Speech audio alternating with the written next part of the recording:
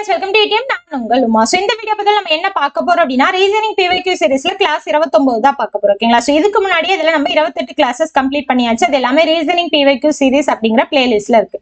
அதே மாதிரி maths PYQ சீரிஸ்ல 29 classes complete பண்ணியாச்சு. சோ நீங்க அதையும் ஃபாலோ பண்ணிக்கோங்க. ஓகேங்களா? சோ இன்னைக்கான 5 கேள்விகள் பார்க்கலாம். சோ 5மே பாத்தீங்கன்னா டிஃபரண்ட் டைப்ல இருக்கும். சோ ரொம்பவே டிஃபரண்டா இருக்கும். ஓகேங்களா? சோ தெளிவா வீடியோவை ஸ்கிப் பண்ணாம கடைசி வரைக்கும் பாருங்க. ஃபர்ஸ்ட் क्वेश्चन பாருங்க. கொடுக்கப்பட்ட பதில்களிலிருந்து விடுபட்ட எண்ணை கண்டறியவும். சோ 1 2 3 6 18. அந்த கொஸ்டின் மார்க் வர வேண்டிய இடத்துல என்ன வரும் அப்படின்னு சொல்லி கேக்குறாங்க. சோ ஒவ்வொன்றுக்கும் உண்டான அந்த ரிலேஷன் என்னன்னு பார்க்கணும். பாருங்க, 1 × 2 பாத்தீங்க அப்படின்னா உங்களுக்கு 2ன்னு கிடைக்கும். அதுக்கப்புறம் 3 × 1.5. ஓகேங்களா? சோ அதாவது 2 × 1.5 இதை 2ஆல பெருக்கிருக்காங்க, இதை 1.5ஆல பெருக்கிருக்காங்க, உங்களுக்கு 3ன்னு வரும். அதுக்கப்புறம் 3 2ஆல பெருக்குனீங்க அப்படின்னா 6ன்னு கிடைக்கும். அதுக்கப்புறம் 6 1.5ஆல பெருக்குனீங்க அப்படின்னா 9ன்னு கிடைக்கும். 9 2ஆல பெருக்குனீங்க அப்படின்னா 18ன்னு கிடைக்கும். சோ 2ஆல பெருக்கி 1.5 ரெண்டையும் ஆல்டர்னேட்டிவா மாத்தி மாத்தி பெருக்கிருக்காங்க. சோ அப்ப இந்த இடத்துல என்ன வரும்? 9 அப்படிங்கிற நம்பர் தான் வரும். ஆப்ஷன் பி தான் ஆன்சர். ஓகேவா? அடுத்த क्वेश्चन பார்க்கலாமா? அடுத்து பாருங்க, டைஸ் கொஸ்டின். சோ கொஞ்சம் ட்விஸ்டடாவே இருக்கும் இந்த கொஸ்டின், தெளிவா கவனிங்க. சோ மேலே உள்ளவற்றை ஒரு கூம்பு கிடையாது, கனசதுரம். ஓகேங்களா? கியூப் அப்படிங்கறத டிரான்ஸ்லேட் பண்ணும்போது மாறி இருக்கு. உருவாக்க மடித்தால் கீழ்கண்டவற்றில் எதை உருவாக்க முடியும் அப்படின்னு சொல்லி கேக்குறாங்க. எப்பயுமே ஒன்ன மாதிரி வந்துருச்சு அப்படின்னா ஒண்ணு விட்டு ஒண்ணுதான் ஆப்போசிட். இதுக்கு இது ஆப்போசிட், இதுக்கு இது ஆப்போசிட், இதுக்கு இது ஆப்போசிட். ஓகேங்களா? நார்மலா பாத்தீங்கன்னா நம்பர்ஸ்ல வரும். சோ ரொம்ப ஈஸியாவே நம்மளால ஐடென்டிஃபை, நம்பர்ஸோ லெட்டர் வரும், ரொம்ப ஈஸியாவே நம்மளால ஐடென்டிஃபை பண்ற மாதிரி வரும். பட் இந்த மாதிரி சிம்பிள் வந்துருச்சு அப்படின்னா கொஞ்சம் சிரமம். தெளிவா கவனிங்க. சோ ஆப்போசிட் எப்பயுமே அட்ஜசன்ட் சைடுல உங்களுக்கு தெரியாது இல்லையா? அதை வச்சுதான் நம்ம எப்பயும் போடுவோம். பாருங்க, இப்போ மல்டிப்ளை அப்படிங்கிறது பிளஸ் இங்க இருக்கு இல்லையா? சோ மல்டிப்ளை சிம்பிள் மாதிரி இருக்கு, இங்க பிளஸ் மாதிரி இருக்கா? இது ஒண்ணுக்கு ஒண்ணு ஆப்போசிட். இந்த இடத்துல அட்ஜசன்ட் சைடா வருது, அப்ப ஆப்ஷன் ஏ வராது. ஓகேவா? அடுத்த ஆப்ஷன் பி பாத்தீங்க அப்படின்னா, சோ இந்த இது வந்திருக்கா, அதுக்கப்புறம் பாத்தீங்கன்னா இது வந்திருக்கு, சோ அதுக்கப்புறம் பாத்தீங்கன்னா இது வந்திருக்கு. சோ அப்ப ஒண்ணுக்கு ஒண்ணு உங்களுக்கு ஆப்போசிட் சைடு வரல, அட்ஜசன்ட் தான் வந்திருக்கு. சோ இது வரதுக்கான வாய்ப்புகள் இருக்கு. அடுத்து பாத்தீங்க அப்படின்னா இங்க இருக்கு இல்லையா? சோ இங்க பாருங்க, 2 கோடு, இங்க சிங்கிள் கோடு. இந்த இடத்துல பாருங்க, சிங்கிள் கோடும் டபுள் கோடும் பாத்தீங்க அப்படின்னா உங்களுக்கு இருக்கு. ஓகேங்களா? இது எப்படி போகுதோ அதே மாதிரிதான் இப்படி போகுது. ஆனா ஆப்ஷன்ல பாருங்க, உங்களுக்கு பர்பெண்டிகுலரா கொடுத்திருக்காங்க. ஓகேங்களா? சோ இது இப்படி இருக்கு, இது இப்படி இருக்கு. என்னதான் இதை மடிச்சாலுமே உங்களுக்கு மடிக்கும் போதும் எப்படி கிடைக்கும்? இந்த சைடு இந்த மாதிரிதான் கிடைக்கும். உங்களுக்கு இந்த மாதிரி பர்பெண்டிகுலரா வராது. அப்ப சி கிடையாது. ஓகேவா?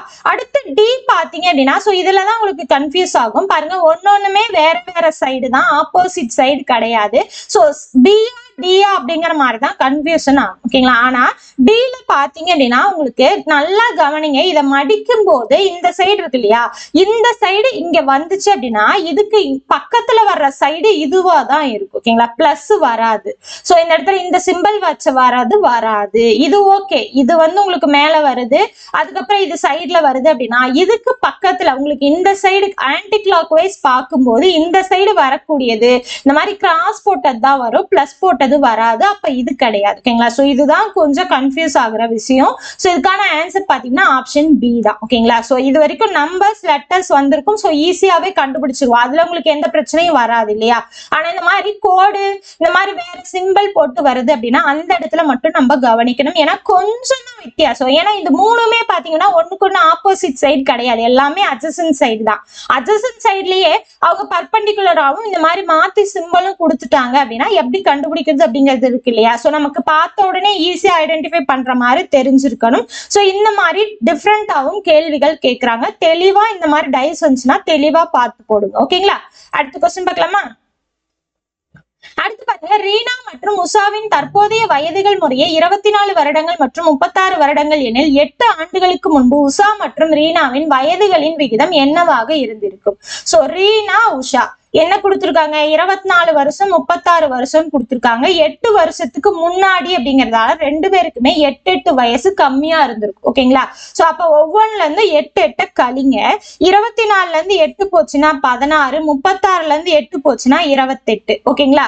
சோ இப்போ இப்படியே இதை சம்ம போடலாமா அப்படின்னா அதுக்கு முன்னாடி அவங்க விகிதம் கேக்குறாங்க அப்படின்னா முன்னாடி என்ன கேட்டிருக்காங்கன்னு பாருங்க. Usha first, Reena second. ஓகேங்களா? ஆனா இந்த இடத்துல ரீனா ஃபர்ஸ்ட், உஷா செகண்ட்னு கொடுத்துருக்காங்க இல்லையா? சோ நம்ம என்ன பண்ணிக்கணும், மாத்திக்கணும். So Usha first, Usha 28, Reena 16. So ரெண்டையுமே காமனா டிவைட் பண்ற நம்பரால டிவைட் பண்ணிக்கலாம். சோ 4ஆல டிவைட் பண்ணுங்க. இது 7, இது பாத்தீங்கன்னா 4ன்னு கிடைக்கும். சோ 7:4 தான் இதுக்கான ஆன்சர். நீங்க இப்படி போட்டீங்க அப்படின்னா உங்களுக்கு 4:7ன்னு கிடைக்கும். சோ ஆப்ஷன் டின்னு போட்டீங்க அப்படின்னா அது தவறு. ஓகேங்களா? சோ விகிதத்துல கொடுத்துட்டாலே நம்ம வந்து அந்த யாரு ஃபர்ஸ்ட் யாரு செகண்ட் அப்படிங்கறத தெளிவா தெரிஞ்சுதான் போடணும். ஓகேங்களா?